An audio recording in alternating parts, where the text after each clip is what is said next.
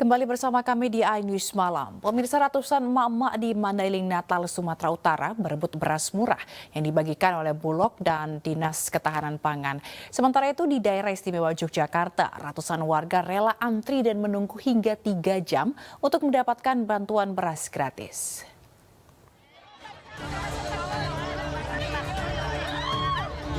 Ratusan mama antre memadati lokasi penjualan beras murah yang dijual dengan harga Rp11.700 per kilogram atau lebih murah sekitar Rp3.000 dari harga pasaran yang mencapai Rp15.000 per kilogram di Mandailing Natal, Sumatera Utara. Antusias warga terlihat sejak pertama kali gerai dibuka, membuat warga yang sebagian besar emak-emak ini berebut mendapatkan kupon antrean. Dalam hitungan menit, sebanyak 7 ton beras yang dibagikan dalam operasi pasar kali ini ludes terjual.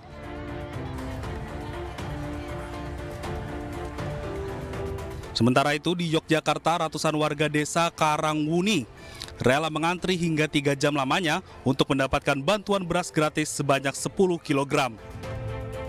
Tak jarang para mama membawa serta balitanya untuk mengambil bantuan beras yang disediakan pemerintah sebanyak 4 ton beras. Di tengah mahalnya harga beras yang ada membuat warga rela antri hingga 3 jam lamanya untuk bisa mendapatkan beras 10 kg. Dari jam berapa ini, Mbak? Dari jam 9 pagi. Udah berapa jam berarti ini, Mbak? Sekitar 3 jam. 3 jaman gitu. Ini dapat beras berapa kilo? Ini dapat 10 kilo. 10 kilo. Warga berharap agar bantuan bisa terus diadakan atau pemerintah bisa menurunkan harga beras di pasaran. Bermalam di IKN, Presiden Joko Widodo memasang bilah pertama Garuda Istana Kepresidenan dan pembangunan rumah sakit pertama di IKN. Presiden Jokowi mengaku puas karena pembangunan infrastruktur sudah mencapai 38% dan berjalan sesuai rencana.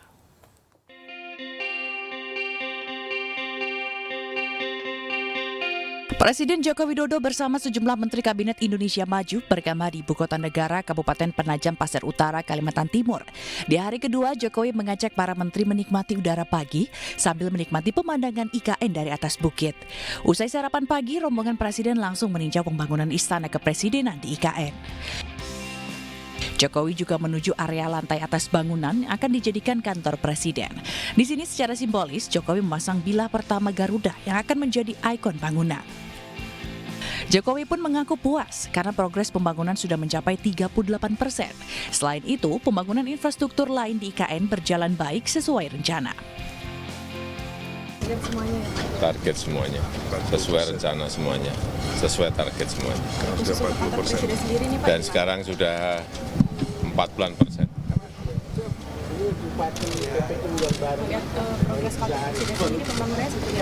Ya bagus, sudah 38% juga bagus. Optimis untuk 17 Agustus tahun depan. Ya kerja itu harus optimis. Presiden Jokowi juga meletakkan batu pertama atau groundbreaking Rumah Sakit Abdi Waluyo yang menjadi rumah sakit pertama di IKN. Rumah sakit dengan nilai investasi 2 triliun rupiah ini akan memiliki 400 kamar perawatan.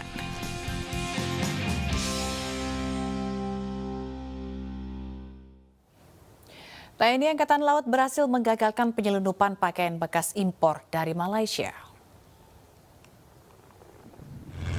TNI Angkatan Laut, tim WFKR, Pangkalan TNI AL Lanal Dumai mengamankan KM Rifki Wijaya GT34. Muatan ball press atau pakaian bekas sebanyak 700 koli dengan berat 56.000 kg.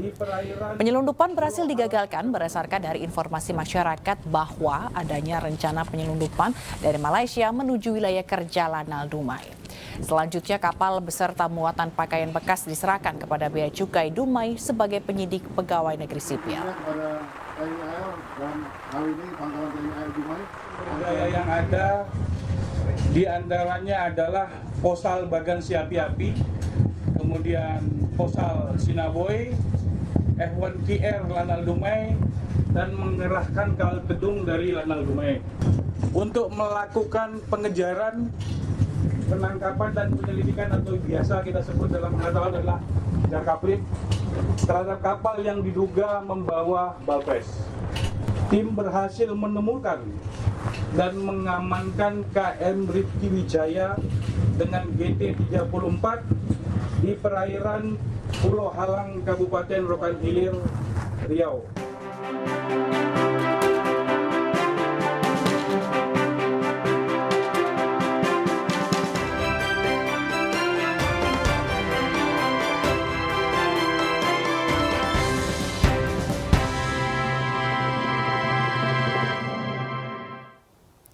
Pemirsa, publik menunggu siapa yang akan mendampingi bakal calon presiden Ganjar Pranowo. Kabarnya akan ada kejutan yang disiapkan oleh PDI Perjuangan terkait bakal calon wakil presidennya.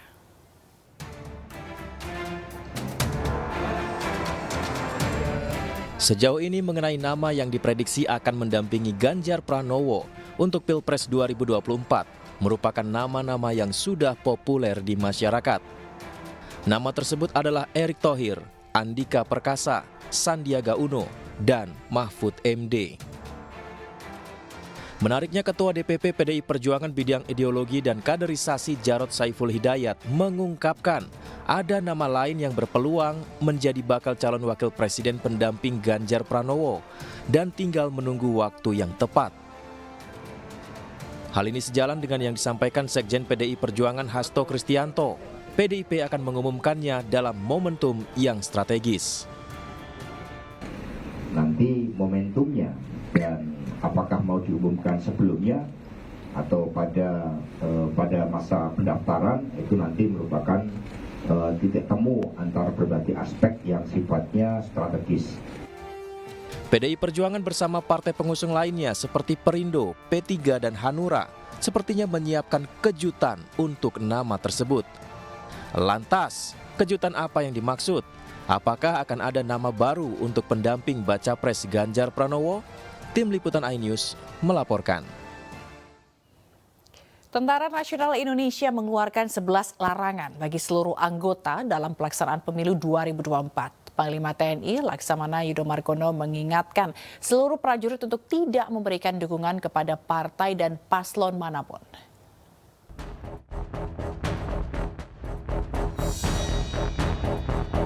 Pemilu 2024 kian dekat. Tentara Nasional Indonesia mengeluarkan 11 larangan bagi seluruh anggota guna menjaga netralitas prajurit TNI di pemilu 2024.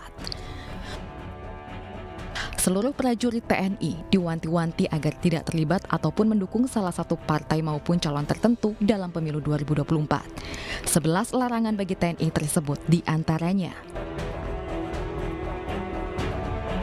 memberi komentar, penilaian, pengarahan apapun terkait pemilu kepada keluarga dan masyarakat. Dilarang berada di arena penyelenggaraan pemilu. Anggota TNI juga dilarang menyimpan, menempel dokumen atribut identitas peserta pemilu. Berada di arena tempat pemungutan suara saat pemungutan suara berlangsung. Terlibat giat pemilu baik kampanye atau menyukseskan kandidat tertentu.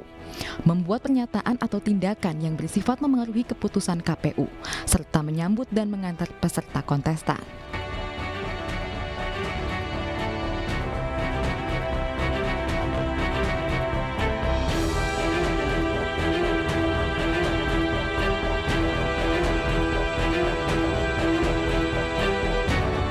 Panglima TNI Laksamana Yudo Margono mengingatkan seluruh anggotanya untuk tidak memberikan dukungan kepada partai ataupun paslon manapun.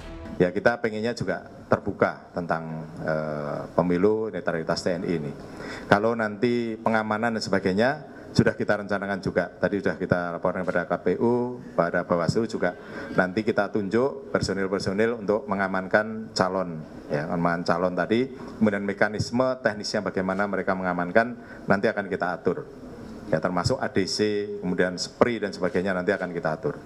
Laksamana Yudo Margono juga melarang anggotanya memberikan fasilitas tempat, sarana dan prasarana milik TNI kepada paslon sebagai tempat kampanye.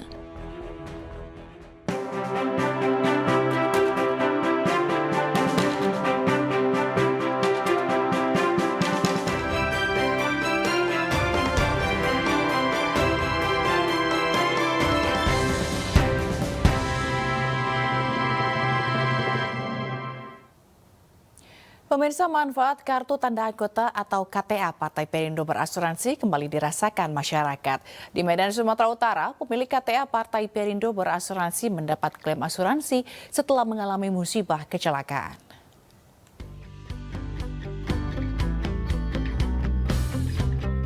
Bacalek DPR RI Partai Perindo Dapil Sumatera Utara 1 Majen TNI Purnawirawan Karef Bakti Nusa Marpaung bersama sejumlah bacalek Partai Perindo lainnya mendatangi rumah Hilman Marpaung di Jalan Kaperta Medan Helvetia, Kota Medan.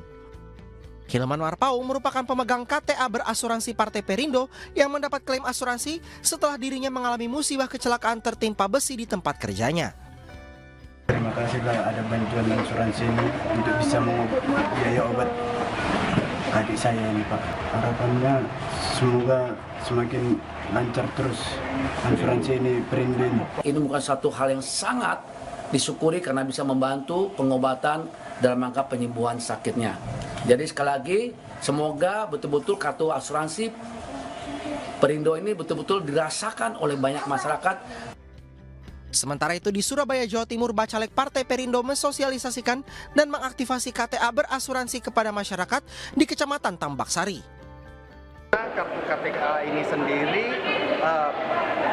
mempunyai manfaat tercover asuransi kecelakaan sebesar 300.000 dan tunjangan kematian sebesar 3 juta dan asuransi ini bisa diwariskan.